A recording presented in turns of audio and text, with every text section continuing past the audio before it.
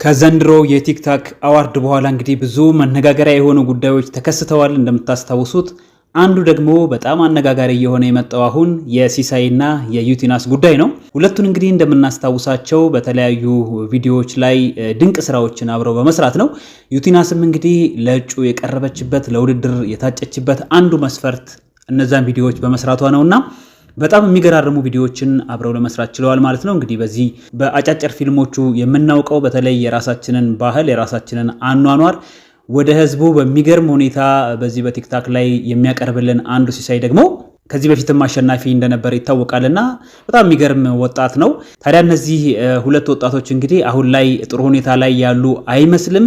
ውድድሩ ከመካሄዱ በፊት እንግዲህ የአዶናይን ስም እየጠሩ እሷን አስመሳይ እያሉ ጓደኞቹ በተለይ እንግዲህ አብረውት የነበሩት አንድ መኪና ውስጥ ቁጭ ብለው ሲናገሩ ሰምተናልና ታዲያ ይሄ ለምን አስፈለገ?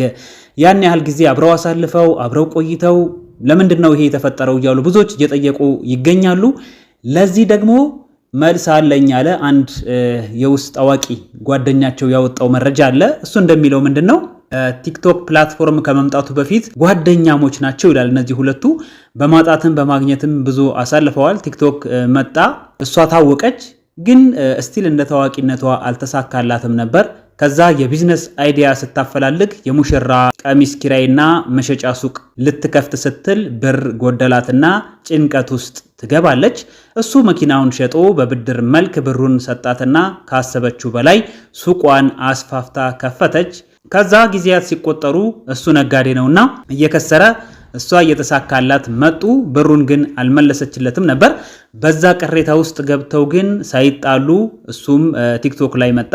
እናም የምትሰራቸውን ሾርት ቪዲዮዎች በዳይሬክቲንግ በጽሁፍ ተዋናይ በመመደብ ቦታ በመምረጥ ብዙ ነገሩን እሱ ነበር የሚሰራላት። ከዛ በጣም ታሞ ኮማ ውስጥ ሲገባ አልጠየቀችውም። በዛ ምክንያት በጣም ተበሳጨና ሲሻለው ያበደራትን ገንዘብ እንድትሰጠው ጠየቃት። እቃዎችን ስላስገባው አሁን በቂ ገንዘብ የለኝም ብትለውም አያገባኝም ስጭኝ አላት። ከዛም ከሰው ወስዳ ሰጠችው። ከዛ በኋላ ተቆራረጡ። ከዛ አዲስ መኪና ገዝቶ ነበርና ተጋጩ። ነገሩን ስትሰማ ጊዜ ጌታ ብላ ጻፈች። እሱም ነቆራት። ነገሮች ተካረሩ ይሉናል። እንግዲህ ይሄ እንግዲህ ምን ያህል እውነት ነው የሚለውን ለማረጋገጥ ሞክሬ ነበረ። ትንሽ ወደ እውነታው የሚቀርብ ነገር የጸባቸው ይሄ ሊሆን ይችላል ብዬ ነው የማስባለሁ። ምክንያቱም ጊዜ ጌታ ስትል በሰጠችው ኮሜንት ስር እሱ የመለሰላት ጽሁፍ አለ። ጅብ ቆሞ ከደጄ ዘመን ያገነነው ጊዜ ጌታ ይላል መስሎት የነገ ቀን ልክ እንደ ዛሬው የሚል እንግዲህ መግቢያው ላይ የቴዲ አፍሮ ዘፈንን ይመስላል አይደል ግጥሙ።